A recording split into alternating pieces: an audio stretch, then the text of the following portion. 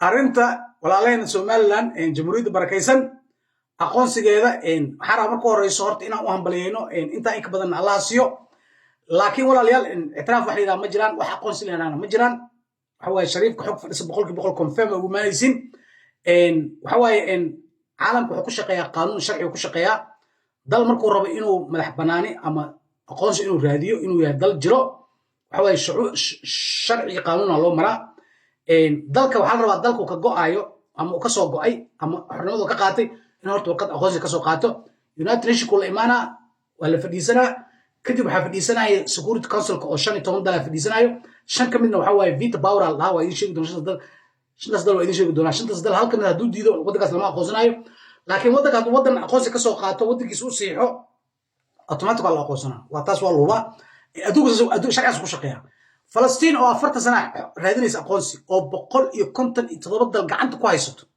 laadu fiirso oo shanta ugu awoodda badan leh qaramada midoobay veto power-ka ee gacanta ku haysato Faransiiska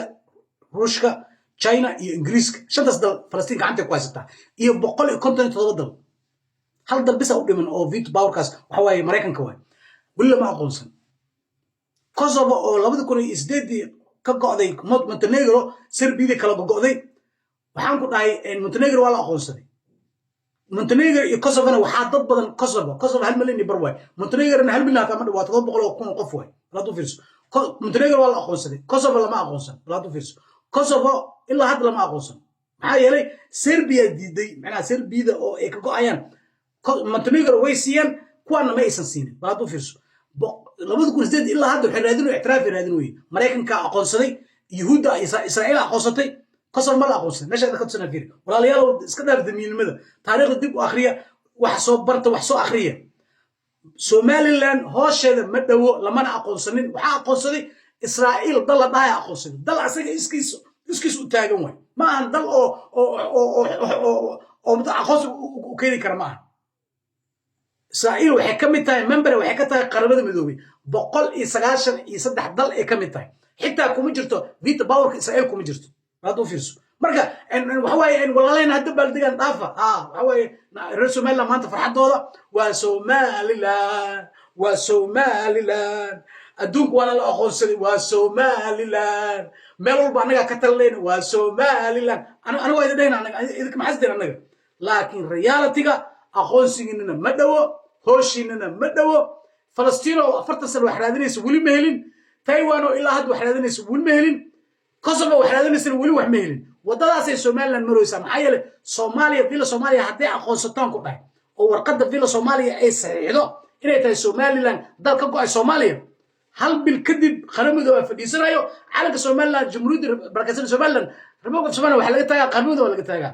laakiin inta ka horeyso wadadan hadda saddexdan dal ay marayaan 30 sano qaadanay 4 sano qaadanay marka maanta iska dabaaldega waxaan ku dhahay maanta naga isaga farxadda ka muuqato shan alqofun isku buufiyaan naag la aroos alaale soo marsan isaaq farxadda ka muuqato samaroonka kaaga dar bismillah maanta waxaan ku dhahay isaaq samaroon loo mageli karo garoonka la banay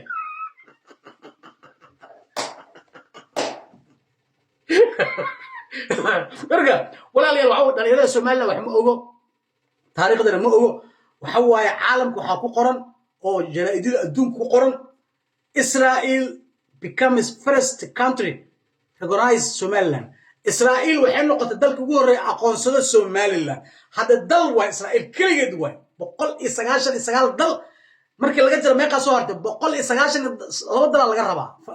Somaliland laga rabaa balaas waxa laga rabaa shanta veto power-ka laga rabaa waxa way Mareykanka Ruushka Faransiiska China iyo Ingiriiska shantaas dal laga rabaa shantaas dalna waa inay saxiixaan inay Somaliland madax banaan tahay dal yihiin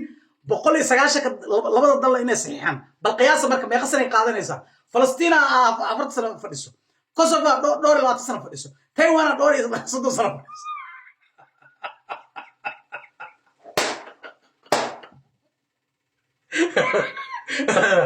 shariifku waxa ugu maanaysa xog fadhiso 100 ugu maanaysa marka walaaleen waxaan leenahay hambaliyaad leenahay wax kale idin karnay salaamu calaykum